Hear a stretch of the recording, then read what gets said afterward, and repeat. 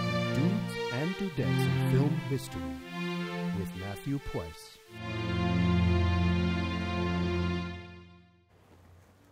Stanley Kubrick, Max Ophuls, Robert Altman, and Orson Welles. These are some of the movie gods that look down over this series, Very Important Dudes and Dudettes in Film History. I'm your host, Matthew Price, and today we're going to look at someone who brilliantly synthesizes all four of their movie styles, and that's Paul Thomas Anderson, whose new film, The Master, opened September 14th.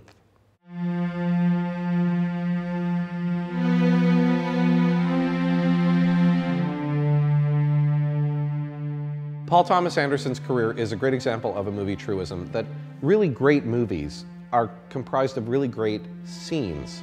If you think about your favorite movies of all time, whether that's Lawrence of Arabia or The Muppet Movie or The Matrix, what you remember are individual scenes. You don't really remember all of the plot or the kind of overall feeling that you had, but those scenes stand out and they make the movies great.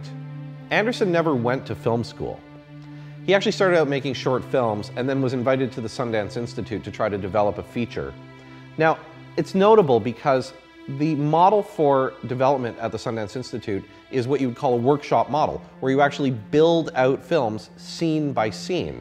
His first film, and the one that he completed there, was called Hard 8. It was originally titled Sydney, and it's a small character piece, but it's a character piece that has individuals talking to each other in compartmentalized scenes. Now, his next film was obviously Boogie Nights, and Boogie Nights plays on a much bigger canvas. It's a really well-liked film, almost an iconic film, and that's because it has iconic scenes in it.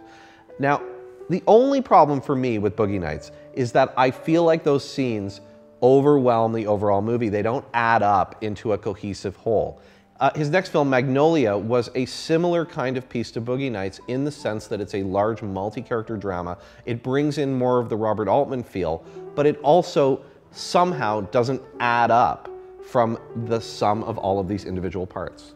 Punch Drunk Love represented a kind of a new approach for Anderson, and it's one that ultimately proved a little more artistically successful. He actually stepped back from the idea of ensemble, and he imposed some limitations on himself. One was that he was going to work with an established star in Adam Sandler.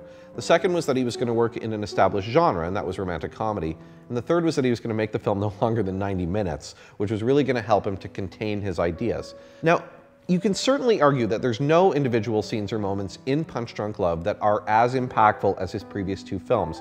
But overall, the movie is more successful and it's more cohesive, and it drives at a larger idea in a more successful way. So for Paul Thomas Anderson, actually making movies is and is always going to be his film school. And what he did after Punch Drunk Love that is kind of remarkable is he decided he would take a step back, stop making films on his own for a little while, and he actually went and sat right behind Robert Altman and watched him make a movie for about a year and a half, just so he could learn another way of doing it. And that's how he learned how to take things to the next level. Probably amongst all the things that Anderson was able to learn just from sitting behind Altman was a very, very specific control of sound. Robert Altman is very adept at taking large group scenes and creating soundscapes that actually tell a story within that scene. And you can see that directly in the next film that Anderson did, which certainly I and most people would consider his masterpiece, There Will Be Blood. For me, There Will Be Blood is not just the best movie that Paul Thomas Anderson has made, but it's probably the best movie made in the last 40 years, certainly since Stanley Kubrick's 2001. The movie is comprised of exceptionally cohesive, memorable scenes that you could take out of context and show separately, and they would all work as individual dramatic pieces, but it is a large whole canvas that actually creates a sustained world from beginning to end and creates a sense in your mind of an overall work of art. It has control over editing, it has very fine control over performance, it's exceptionally compelling visually and from a sound design perspective, and it is beautiful to look at. It's, in essence, his absolute best work and something that shows everything that Anderson is good at. Viewed this way, Paul Thomas Anderson's career has been a progression from someone who builds scenes to someone who builds entire films and film landscapes. His next movie, The Master, is due on September 14th. It'll play at the Toronto International Film Festival before that. And just like everyone else, I'm very, very excited about it. Now, I'm on radio silence. I don't know anything about the master. I haven't seen a frame of it. The one thing I do know is that from a subject matter perspective, he's leading into something that's more real world and that could potentially impact him in terms of any controversy that follows the film, because he's taking on Scientology and specifically L. Ron Hubbard. It'll be interesting to see how Anderson deals with maybe a harsher lens from the press.